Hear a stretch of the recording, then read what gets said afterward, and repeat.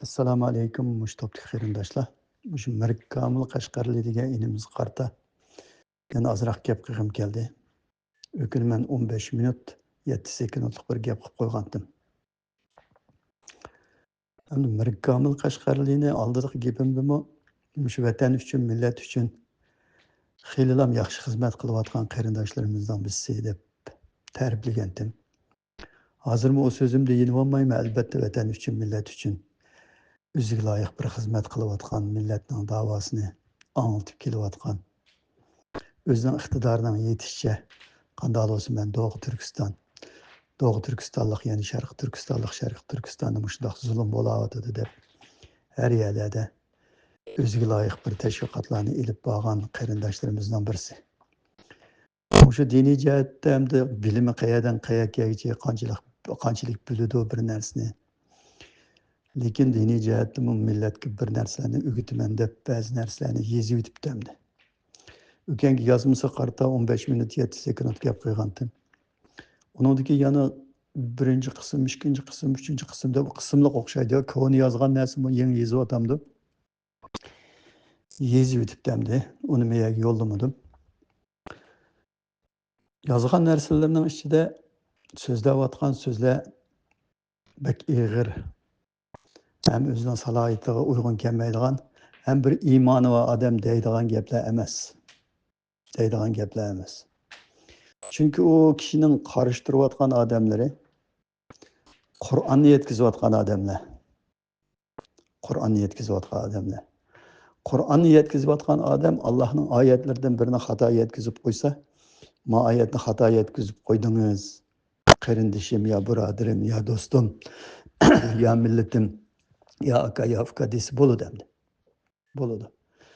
Lekin Qur'onni yetkazayotgan odamlarni sunnatni inkor qildi, Qur'onni inkor qildi deb muadarajada so'zlab ketsa bo'lmaydi.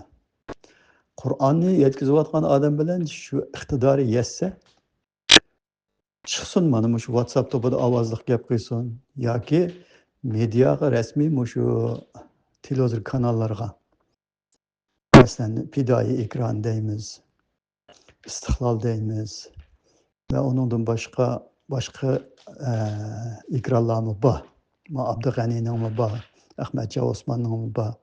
Qaysining bo'lsa chiqib, shular bilan Qur'on to'g'riliq paranglashib baqsa, bu din to'g'riliq paranglashib baqsa, chiroyli shaklda hech kim ham uningga bir nima demaydi, belki yaxshi bo'ldi deydi. Ham shu mediada xizmat qilayotganlar shularga chiroyli vaqt ajratib qilib beramdi desa qilib berdi. Vaqt o'rinlashtirib berdi.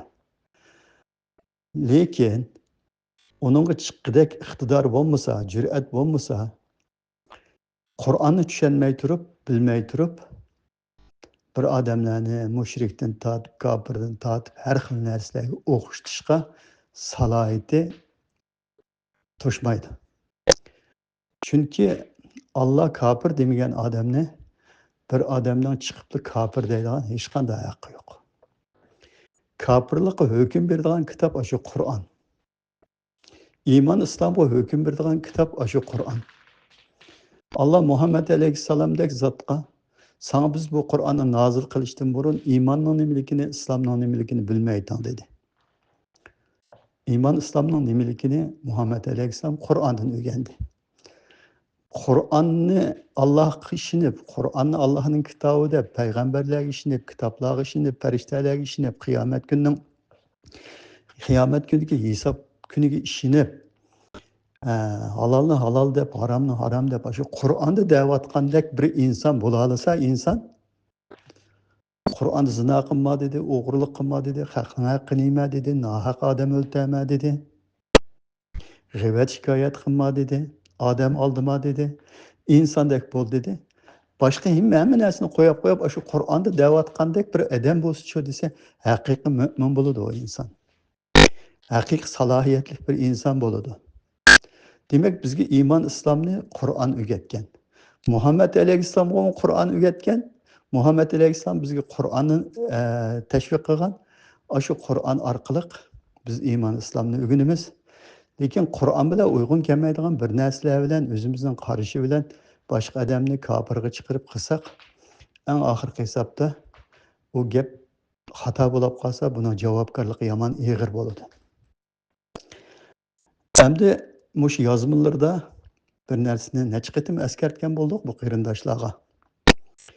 Yozmalarda Alloh va Allohning rasuliga itoat qilinglar degan. Alloh va Allohning rasuli bir ishda hukm chiqarsa ayol mo'minlarning o'z ishida ixtiyorligi bo'lmaydi degan oyatlarni dalil qiladi. Rasul degan nima? Elchi. Alloh va Allohning rasuli da'vatgan bo'lgandan keyin Allah bir sözünü qilgan chog'da rasul elchilik sifati bilan shu so'zni yetkazadi. Shu so'zni yetkazadi. Mushu qarindoshlarga har doim deb kelyapmiz. Rasul bilan nabiyning farqini ayirib olinglar. Rasul bilan nabiyning farqini ayirgan vaqtinglarda bu payg'ambarni ayrim bir hukm berdigan, yani Allah'ını ayrım hüküm berdigan, Allah'ın Resulü ayrım hüküm berdigan, Allah ayrım hüküm berdigan, Allah'ın peygamberi, elçisi ayrım hüküm berdigan bir narsa qilib qo'ymaysizlar. Resul bilan nabiyni ayirgan vaqtinglarda shu ikki so'zning biri Allah taraf chaqirdiganligi ham ikki so'z o'xshash bir hukm berdiganligini uningdan tonib yetisizlar. Undaq desam, ma ajab o'zini cho'ng tutdi deb qolmanglar desanglarmi davringlar. Ben şu Kur'an'a resmi çöküp kirgini 15 yıl oldu. Onun aldığı o derecede çökünüp kirmegen bolsam mı?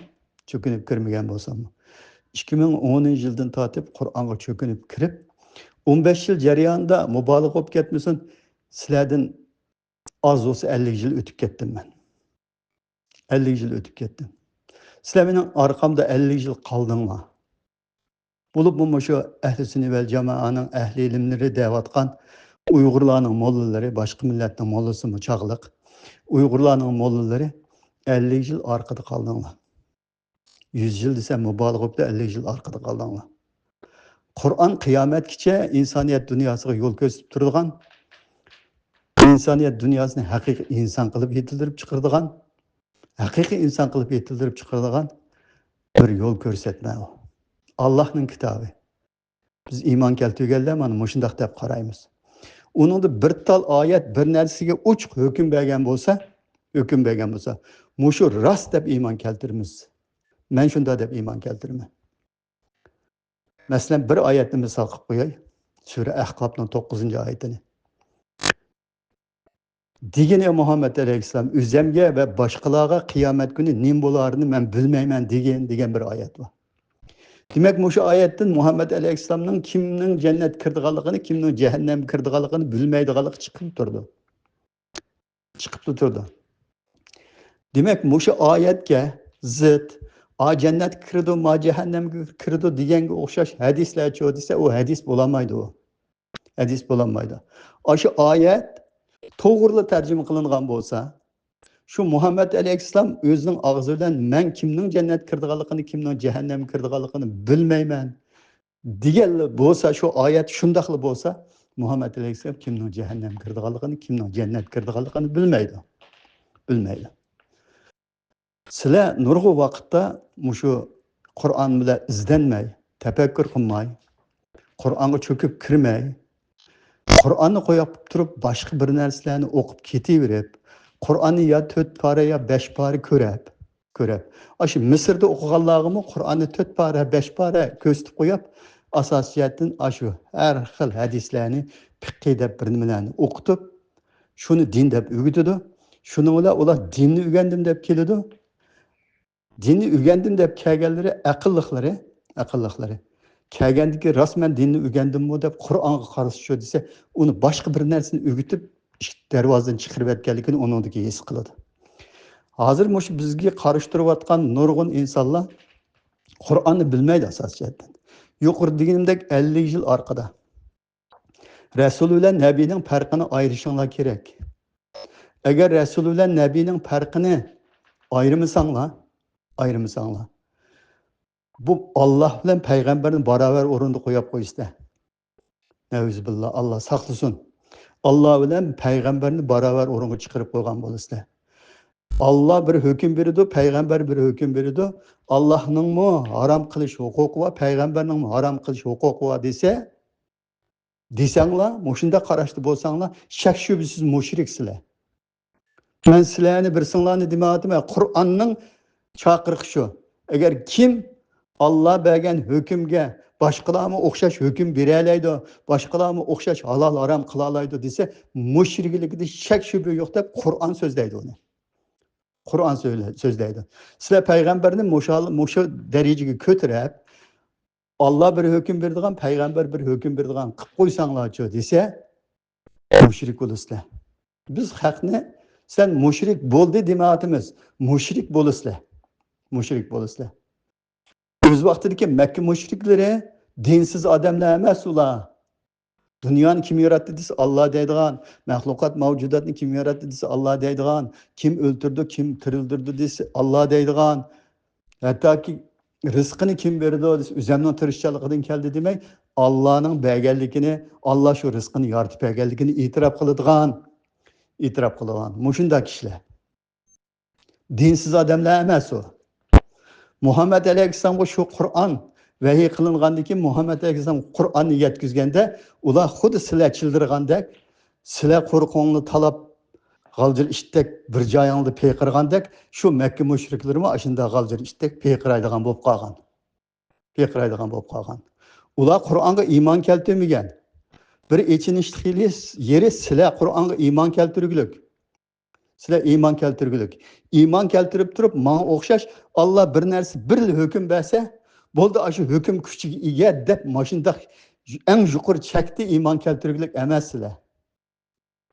Allah bir yerde manda degan bilan boshqa yerda nim degandi deysizlar. Nauzubillah. Allah boshqa yerda o so'zga zid gap qilib qo'ymaydi. Qur'onda oyat bor. Agar bu insonning so'zi bo'lgan bo'lsa, uningda nurg'un qarshiliklarni topatdinglar, uningda hech qanday qarshilik yo'q deydi. Degan oyat bor. Qur'onda qarshilik yo'q. Qarshilik yo'q. Kimga o shafaat qila oladigan degan bo'lsa, hech kim shafaat qila olmaydi ekan. degan tushunchaga kelamiz. Men Muhammad alayhissalom hech qanday mo'jiza bermadim degan bo'lsa, mana shu Qur'onni o'zini mo'jiza qilib berdik, uning mo'jiza bermadik degan bo'lsa, dunyoda Muhammad alayhissalomga nisbatlab qo'yib o'ttirga chiqqan it gap qildi, echki gap qildi, eshak gap qildi, barmog'idan suv chiqdi, daraxt salom qildi, tosh salom qildi deganga o'xshash afsonalarning hammani aşı men Muhammed Aleyhisselam'a mo'jiza bermedim degan şu oyat Qur'ondan boshqa mo'jiza bermedim degan oyat supurib tashlaydi. Qur'onga mana shunday iymon keltiramiz. Agar yana shu oyat shunday deb tursa, Muhammed Aleyhisselam mo'jiza ko'rsatgan bo'lsa davrida u chaqda payg'ambar bo'lmay qoladi, qarindoshlar sehrgar bo'ladi. Nauzubillah. Muhammed Aleyhisselam undaq ishni qilmaydi. Sana biz mo'jiza bermedik devatsa, barmoqidan suv chiqarib, xalqni hayron qoldirib, xalqni sug'urib o'tdamaydi. Taş salam qildi menga, daraxt gap qildi menga, echki gap qildi, uning ovozini men oldim degan gaplarni qilmaydi. Kimning jannat kirdiganini, kimning jahannam kirdiganligini depamaydi.